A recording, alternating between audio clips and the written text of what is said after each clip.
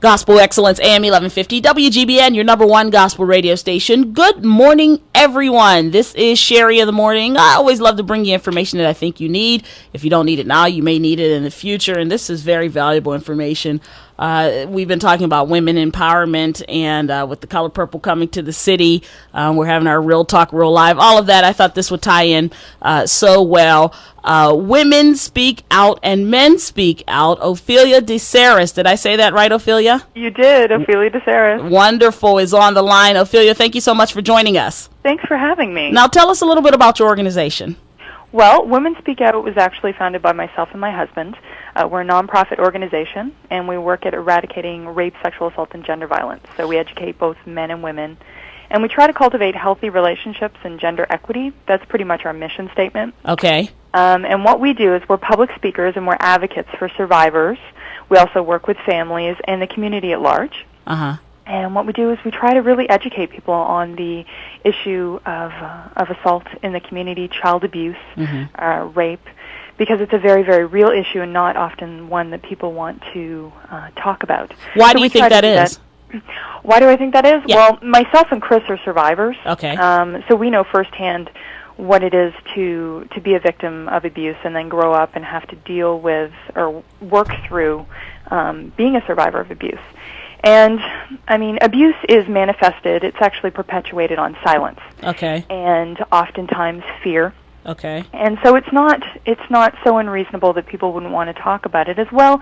It's a very taboo subject. I mean, the large majority of abuse that happens is not by strangers. It is actually by people that we know, unfortunately, in our own households. 30 to 4% of victims are abused by a family member. Wow. So those are pretty startling statistics, and I mean, we have to remember that behind every statistic is an actual person. Right. So when you hear a statistic, you have to remember that it's your mom, it's your son, it's your brother, it's your coworker, it's whomever.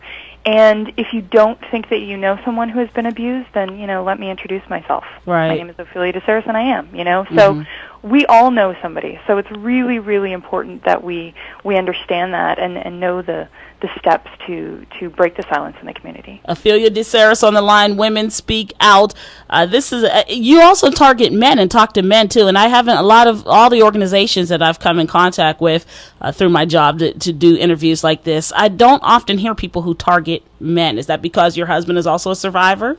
It is in part because we are partners in this organization. We founded it together. I've been in this field for just over 5 years. Okay. I worked as the director of operations for another organization. And essentially, I found that through my work over 5 years, there were a lot of men who wanted to come forward or did come forward anonymously. Very few that actually shared their personal story with me out of fear of what that would mean to them. So they would always, come forward. But there was a different kind of fear base in sharing their story. Different than women? Oh, absolutely. In that men are brought up a very different way. Women, it's more acceptable to share information. It's more acceptable to be emotional. For men, that's not the case. And so if you're abused, it becomes a much more difficult task to actually share that. And then the ramifications of sharing that equate to, oh, you're not masculine, oh, you wanted it. Like there's any number of dealings that men and boys have to deal with. So that's something that we wanted to address. We felt was very important. And also, we believe in unity. That's why we say in our mission statement, gender equity and healthy relationships, because both men and women are victims. They are survivors. And we feel that unless you are willing to address both issues and come together and openly talk about it, the shame will manifest, the guilt will manifest. People are going to continue to stay silent, and that's when the abuse is going to continue. It's a cycle. And it manifests itself in other areas of your life, is what you're saying. Oh, my goodness, absolutely. I mean, it shows itself in addictions, it shows itself in relationships, it shows itself in self-harm, in how we view ourselves and the community at large. Because I don't think a lot of people, Ophelia, I think people take it, and I'm sure you've seen this, and they bury it, and they think that, okay, I'm just going to move on, and unless they address it, what you're saying is, then it just comes out in another area. Oh, absolutely. For myself, I can speak personally. I'm an expert in my own life, that's for sure, and for me, it's manifested itself in so many different ways. I mean, I'm a recovering alcoholic. Mm-hmm. I've been a sex addict. Mm-hmm. I have been a self-harmer. Mm-hmm. I have had relationships that were abusive, so Mm-hmm. I continued the pattern. It's not that it's my fault. In no way do we ever blame the victim. Mm-hmm. But you get a sense of what you're worth when you are abused. Mm-hmm. It's very much ingrained in who you are, and that's part of how the abuse can continue, because your abuser, they put that in your brain. Mm-hmm. And so you start to believe it, and if that happens as a child or later on, there's a part of you that does believe it. And so you live your life in those type of mindsets, and that carries itself throughout your life. Ophelia DeSaris on the line. Women Speak Out. If someone's listening right now, Ophelia, and they're identifying with what you're saying, they've been bearing it for so long, or maybe they see some manifestation in someone else's life, a family member, a child. How do they get help? What are the steps that they should take? They can reach us online. Mm-hmm. We have a couple websites. We have womenspeakoutnow.com and menspeakoutnow.com. And then we also have a presence on MySpace, myspace.com/menspeakout.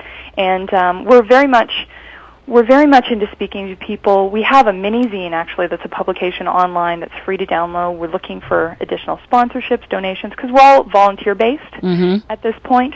So people can actually go online and read more stories from authors, public speakers, survivors who are sharing their stories, and learn more and get more involved in the community, and contact us that way also. Ophelia DeSaris on the line. Women Speak Out, Men Speak Out. I thank you so much for your candor, and I think that it's a bigger problem than all of us are willing to admit, don't you think? I do, but I think it's one that we can absolutely combat, and together I think we are making a difference. Again, give your information. womenspeakoutnow.com or menspeakoutnow.com, or on MySpace, myspace.com/menspeakout. And not only can they get a hold of your mini-zine and all of that, but they can also invite you guys out to speak at various locations and things that they have, like schools and things like that. I'm sure you do a lot of that. Oh, yeah. We work with a lot of educational institutions, private corporations. We do both keynote and workshops, from something as formed as Take Back the Night all the way up to large community keynotes. So we're really eager to get into the community, and we're willing to work with various individuals in terms of budget and what they're looking for, and really customize what they want to hear. Ophelia DeSaris, thank you so much for the time. We do appreciate it, and God bless you for the work you do. Thank you very much for having us. Take care.